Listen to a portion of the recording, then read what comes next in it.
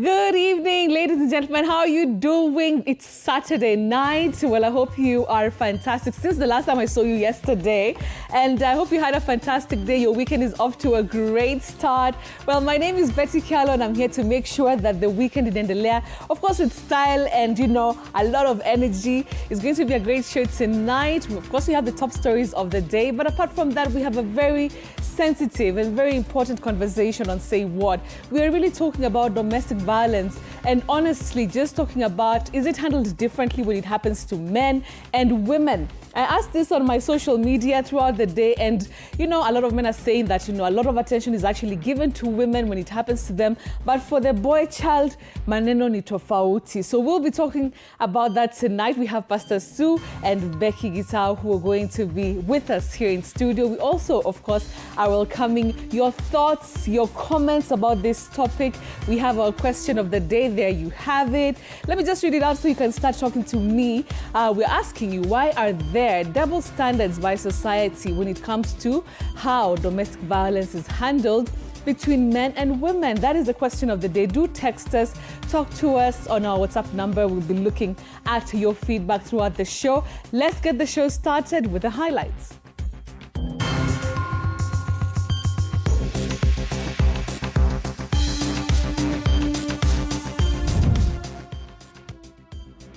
Interior CS Kipchumba Murkomen says 6 people have been arrested in connection with the Kericho mass graves. The people who are responsible, some of whom have already been arrested, will face the full force of the law. This as lawyers question the identities of the deceased and the circumstances surrounding their deaths. You cannot bury a person whose identity is not known. Plus, pain, anguish and questions. Family demands justice after their 3-year-old child died during school time at the Gilgil Hills Academy in Naivasha. Huyu mtoto akianguka kwa fish pond, walimu walikuwa wapi? Kazi yao ni gani? Also ahead, 4 people confirmed dead after a lorry lost control and rammed into a matatu at the Nyeri-Nyahururu highway. Fears that the death toll could rise as several other people remained trapped in the wreckage. All right, so let's get this started. Tonight, our sign language anchor is Rhoda Nyamai. Now, some devastating news, and 15 people have been confirmed dead following a grisly accident along the Nyeri-Nyahururu road involving a Nissan Matatu and a lorry. Now, the number of fatalities may rise as several passengers remain trapped in the wreckage. Now, the Matatu was heading to Muiga when tragedy struck. Now, according to reports, the lorry driver lost control while attempting to avoid hitting a motorcyclist, ramming head-on onto the Matatu. Regional Traffic Commandant Elizabeth Vivi has confirmed this incident, noting that rescue operations are still ongoing as emergency teams work to free those still who are trapped.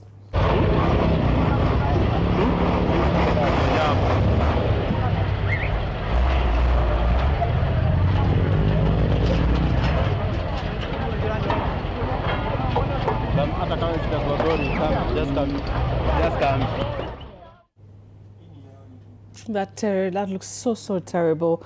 Let's hope that at least the people who are still trapped will get to, of course, to be released, of course, from that wreckage very soon.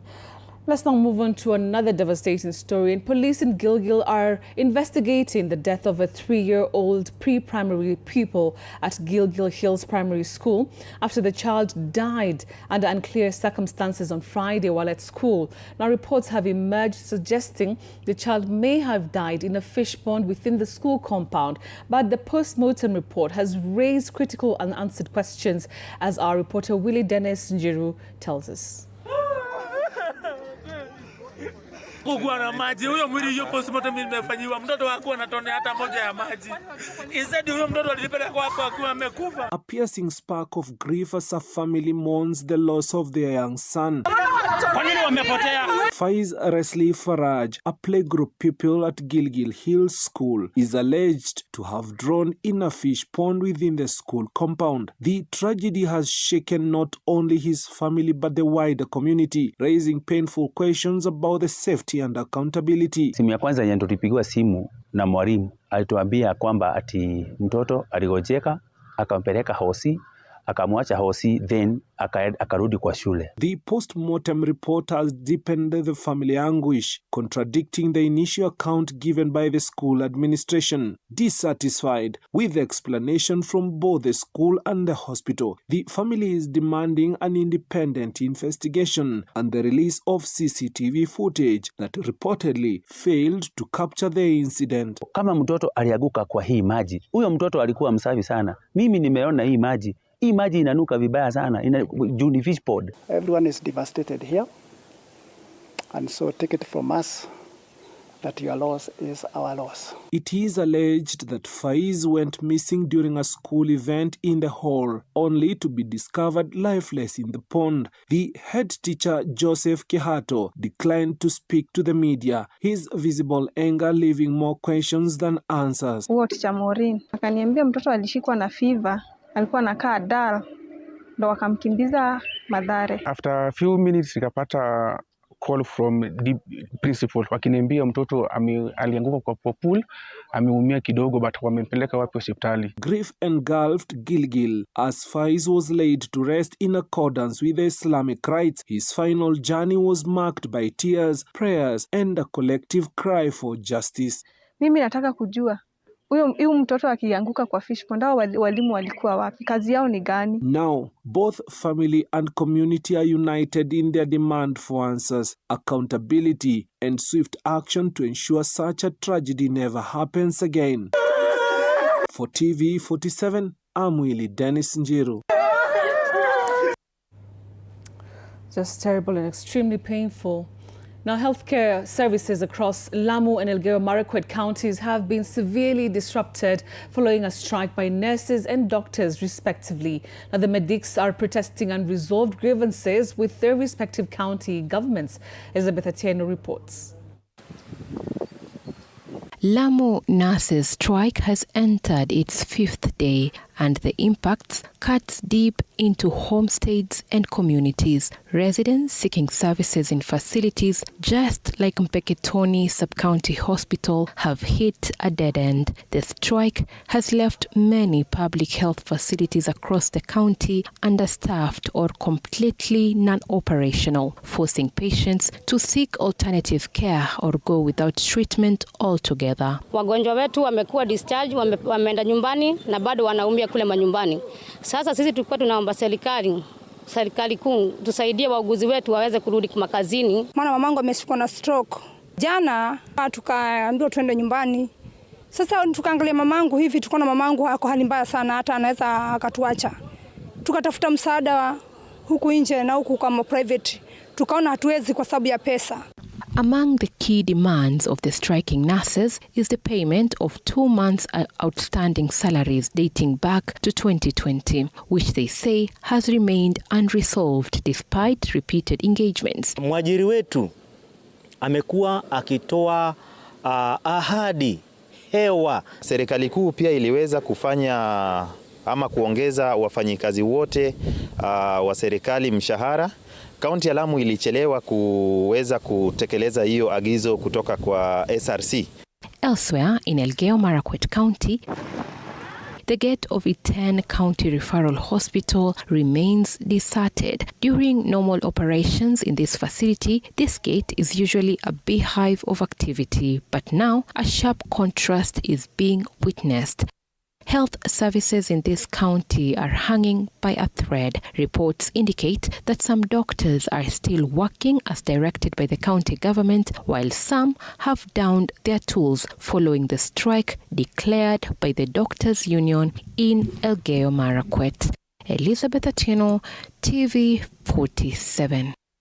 Now, DCP party leader Rigathi Gachagua has intensified his political onslaught against President William Ruto, accusing him of meddling in his private family affairs instead of addressing pressing national challenges. Now, speaking during a two-day tour of Nyeri-Nyahururu County, Gachagua dismissed the allegations linking him to a disputed family will, maintaining his integrity remains intact. He further challenged the president to shift focus towards reviving what he describes as a struggling economy. Munene John has the details.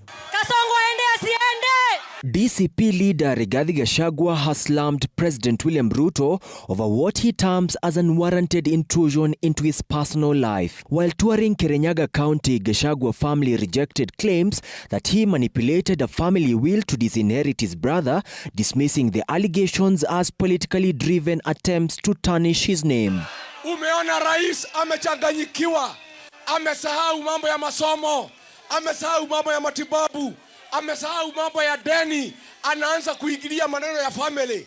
Ati anasema ati kuna kiongozi ati ng'ombe yake iliuawa na kupe. Hiyo ni ujinga, ni utoto kwa rais wa Jamhuri ya Kenya. On Friday, the family of the late governor, led by Margaret Nyokabi Nderito and her 4 children, appealed directly to the president for justice. They claim the will was manipulated, subjecting them to years of suffering. The family accuses a brother of the deceased of exploiting political influence to defraud and disinherit them, misappropriating funds meant for their welfare. He left a piece of his wealth to all his brothers and sisters, a total of 21 beneficiaries. He left a will and said all his properties should be sold and the proceeds distributed to the beneficiaries in a formula that he put down in his will. The former deputy president has also turned his focus to the state of the economy, faulting the current administration for what he describes as a sharp decline in economic stability. He is now urging President William Ruto to prioritize economic recovery and governance over political distractions. Ruto ameshindwa na kazi kama rais ya Jamhuri ya Kenya. Sasa anatafuta kazi ya mzee wa mitaa. Munene John, TV47, Nairobi.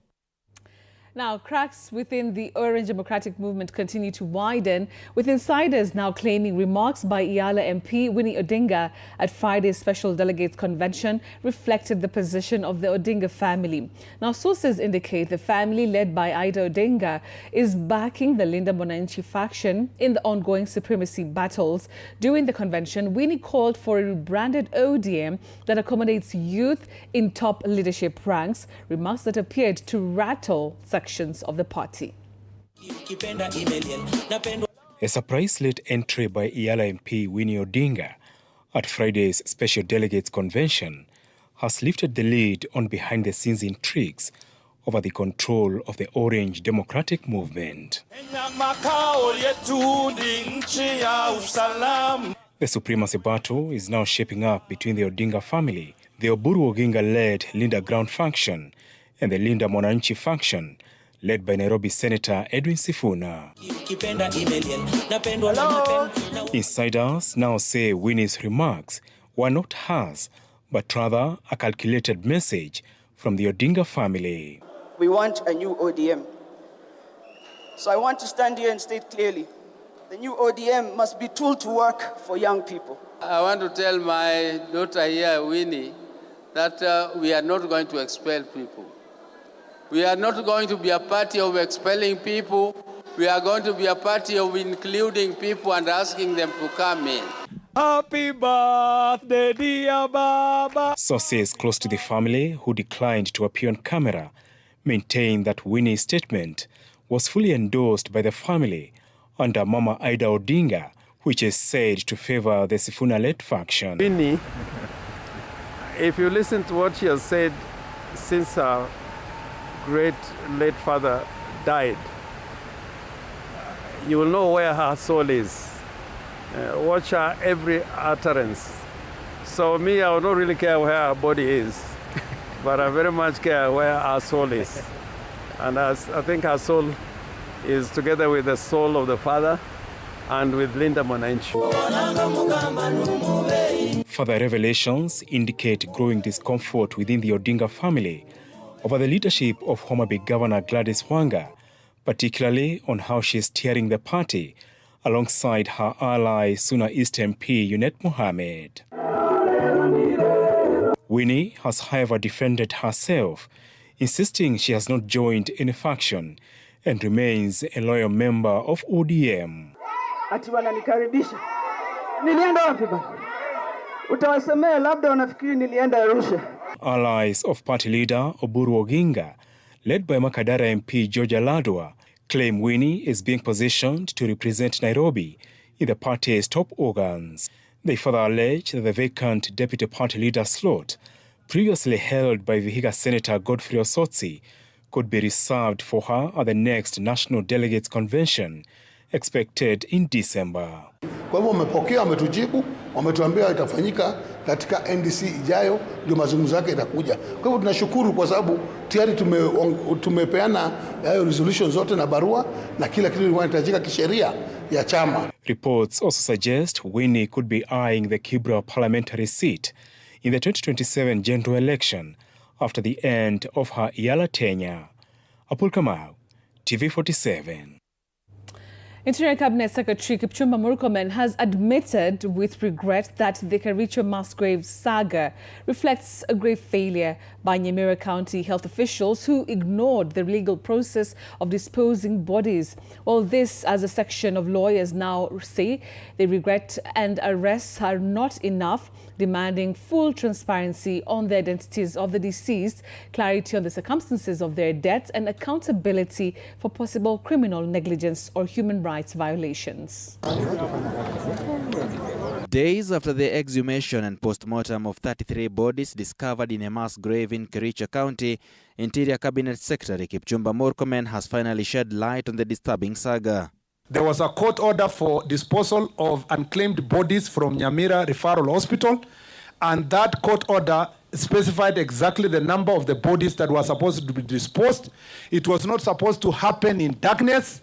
According to Murkomen, Nyamira County Referral Hospital officials were tasked with disposing of the bodies but failed to follow the required legal process, leading to the unlawful burials. And in unholy hours, and disposed in an improper manner, because it was being done in a clandestine manner, possibly because there was monetary gain. Murkomen expressed regret over the incident, confirming that suspects have already been arrested and will face justice once investigations are concluded. We have now established that the bodies are more than the ones that the court had ordered. The people who are responsible, some of whom have already been arrested. The revelations have sparked outrage, with lawyers now raising critical questions about the identities of the deceased and the circumstances surrounding their deaths. They argue that beyond the arrests, the government must ensure transparency and accountability in handling the remains. These people have to be identified, sufficiently documented, and once satisfactory information is given, I am sure this time round the court would be more vigilant and I would be able to issue specific orders on the people who are supposed to be buried. Legal experts insist that the matter goes beyond administrative failure, calling for thorough investigations to establish whether criminal negligence or human rights violations were committed.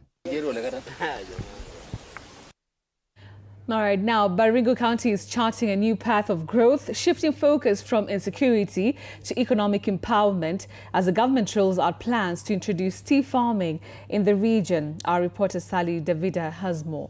Baringo County is set for a major transformation as the government introduces tea farming to boost incomes and create jobs. The initiative aims to provide residents with sustainable livelihoods, offering a long-term alternative to insecurity while promoting commercial agriculture.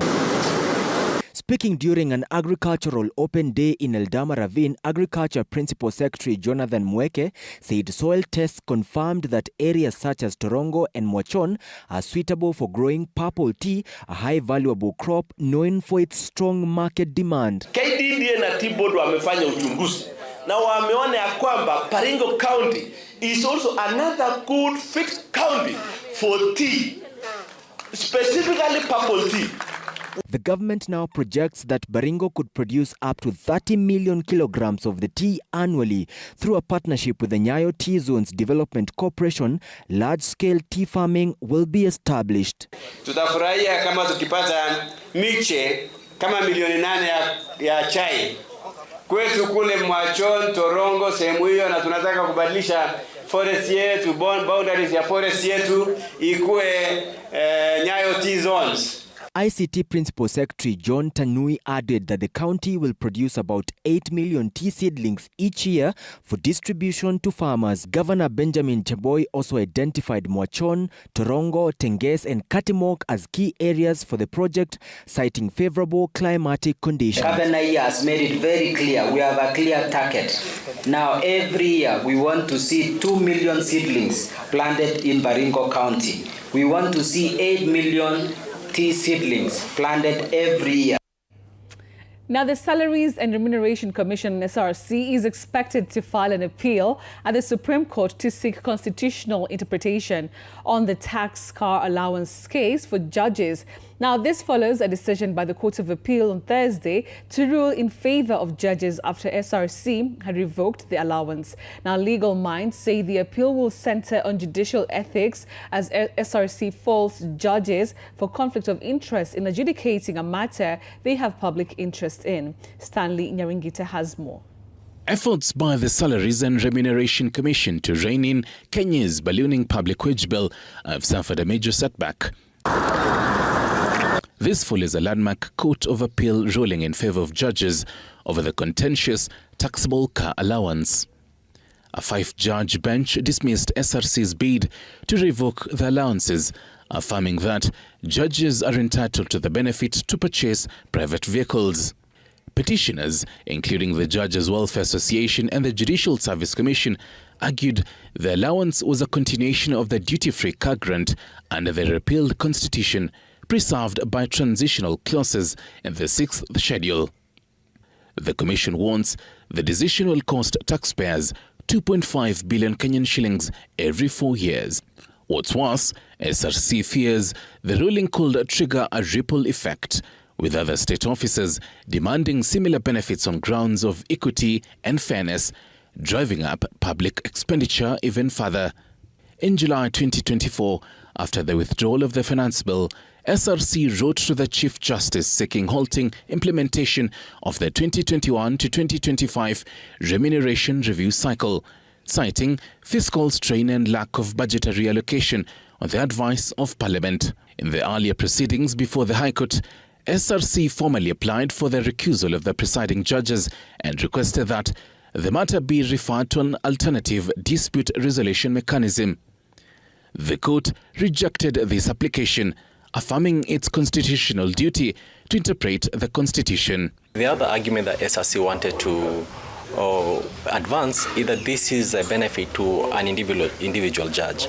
And the court said, no, this is a benefit given to the office of the judge and for purposes of protecting the independence of that office. A section of lawyers, however, are of the opinion that SRC is acting beyond the scope of its mandate. Lawyer Alex Moller says SRC advice is bound to decisions made after 2011.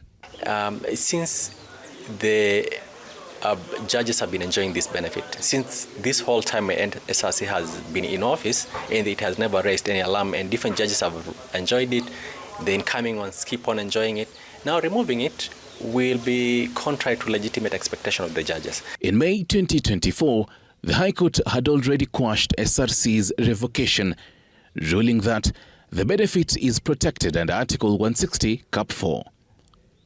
At stake is more than allowances.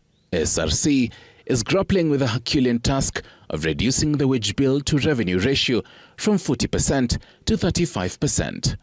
The Commission is now expected to appeal to the Supreme Court within 30 days.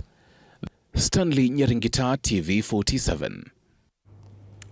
All right, now moving on tonight, a landmark High Court ruling has ignited strong reactions after awarding 38.6 million shillings in compensation to 28 victims of police brutality during Kisumu protests.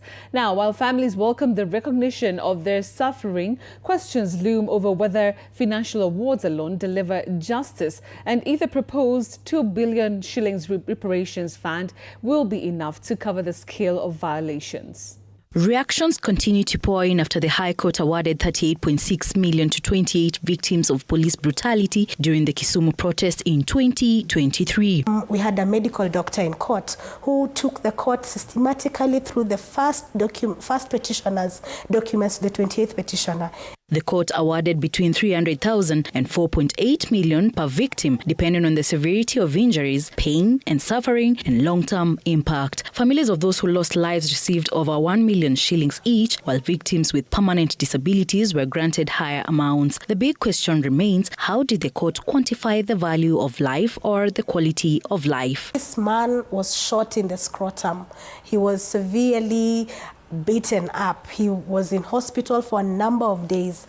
It was a struggle even for him to get medical attention. And the court puts all this together and says that for him, and because of the degree of injury, he's going to have to rely on therapy for the next 30 years. The ruling has been welcomed by victims and their families, who say it offers recognition of their suffering. But many insist justice must go beyond money. Kisikia vibaya na huyo polisi tena, nilikuwa nataka tu huyo polisi nimuone tu na macho. Shida ni hata tupewe hiyo pesa, but tutabaki walemavu. The National Police Service has been ordered to pay compensation, while the court directed IPOA to conclude investigations within 90 days and prosecute those responsible. With victims of protests given till the 3rd of April to present their claims to the Kenya National Commission of Human Rights, then the big question remains, what exactly will the frameworks include? 1. Compensation. 2. Guarantee of non-repetition of what happened during the protest by the forces. And 3. Public apology by the state. That compensation for this particular time is dependent on the priority of the government. And as you have seen, the priority for the government to compensate for this particular time is victims of demonstration and protest for 2017, 2024, and 2025. Questions remain on whether victims already compensated by the court will also benefit from the reparations fund and whether their allocation will be enough given the scale of violations. Yes, kukompensate ndio washaumia, but why should we go to that extent of killing them, then we compensate? On whose interest are these things happening? Faith Wangare for TV47. The Independent Electoral and Boundaries Commission, IEBC, has announced the launch of the enhanced continuous voter registration exercise beginning March 30th, 2026, targeting 2.5 million new voters in 1 month. More than 30,000 centers will be activated nationwide, with 12,000 clerks deployed to make registration more accessible, especially for the first-time voters. Now, this as Kyallo, Member of Parliament in Nyeri-Nyahururu, has cautioned politicians seemingly hogging their youth-driven Niko Kadi campaign, warning that attempts to hijack or sabotage the initiative will not be accepted by young people. Well, he stressed that the program is organic, driven by youth themselves, and urged leaders to keep off divisive tactics. The people in government are trying to associate themselves with this program that is coming out from the young people of Kenya so that they sabotage it. And I want to tell them it will not be possible to sabotage the Niko Kadi program ya vijana wa Kenya.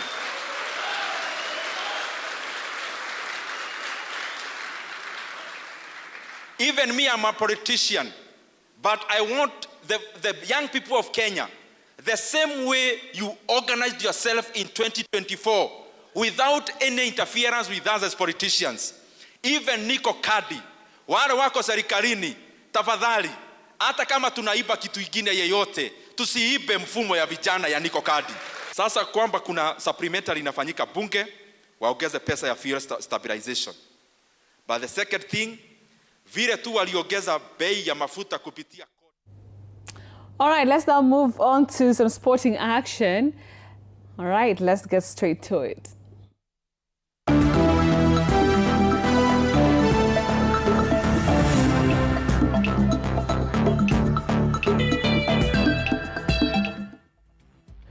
All right, now SportPesa Premier League delivered thrilling results today as Bandari FC edged out Bidco United 1-0. KCB FC secured a narrow 1-0 victory over Maro Sugar FC, and Kakamega Homeboys FC cruised to a 2-0 win against Poster Rangers FC. Now attention now shifts to Sunday's fixtures, where Shabana FC will take on Muranga Seal FC. Ulinzi Stars FC face Sofapaka FC, while AFC Leopards lock horns with Kariobangi Sharks FC. At the summit, Gor Mahia FC continued to lead the standings with 56 points after 25 matches, maintaining a slim advantage over title rivals AFC Leopards. Now, the match between APS Bomet and Nairobi United was abandoned due to bad weather conditions. Huwa tunasema saa zingine football haiko fair kwa sababu una create chances, mtu anapata chance moja anakupunish, na kama kuna uchungu ambayo makochi na timu sikia ni nafasi kama hizi. Umepata nafasi, umecontrol game kila wakati, and then unakuja unafungwa dakika mbaya kama muda umesha. Ni vigumu. Wacha tujipange kwa mechi yetu ijayo, na hongera kwa KCB kwa ushindi wao. Lakini tulitarajia ushindi, bahati nzuri tumepata, na hiyo ndio ilikuwa haja yetu. Elijah Mbaire and Agnes Mumbua Ndolo delivered standout performances to clinch top honors at the 4th edition of the Betika Lukenya 10 Million Trees Marathon held earlier today in Kambu town, Makueni County. Now, Mbaire edged out a thrilling men's 42-kilometer race in a dramatic sprint finish, crossing the line in just 1 second ahead of Charles Munywa Njoki, while Mumbua dominated the women's category with a commanding victory in 2 hours, 42 minutes, 0.56. The event not only showcased elite athletics competition, but also reinforced its environmental mission with over 2,200 trees planted as part of the ongoing 10 Million Trees initiative. Nimefurahia kwa namba 2 na nataka niende improve, labda next time nijaribu kama naweza kuwa namba 1. Ndio niliweza kujiamini toka 35 nikakuja nikapush, tukabaki watu watatu, na watu wawe wanafurahia wakifanya hii michezo. Siku hizi kukimbia ni kazi, si kama mbeleni vile tulikuwa tunasema tunakimbia for fun, ama ukionekana unakimbia maybe unafikiria ni kama umerogwa. Hapana, kukimbia siku hizi ni kazi. Was also in the same line of creating awareness in relation to changing the arid and semi-arid regions to arable lands, because we know that more than 80% of Kenya is arid and semi-arid region, and what is happening is that the percentage area of arid and semi-arid regions continues to grow as long as we do not take any action. So we as Lukenya universities decided that we will be part of the solution.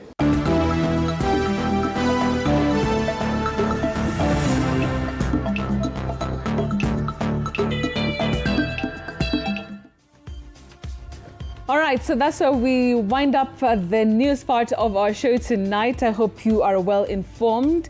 And of course, we're going to be taking a short commercial break. But tonight at On Say What, we are having a very sensitive but very important discussion. Really, we're discussing about how society, institutions also handle domestic violence against women and how they handle domestic violence against men. Is there a disparity? Are there double standards? We'll be discussing that. Becky Gitao is in the building together with Pastor Sue. We'll be having that discussion shortly. Don't go away.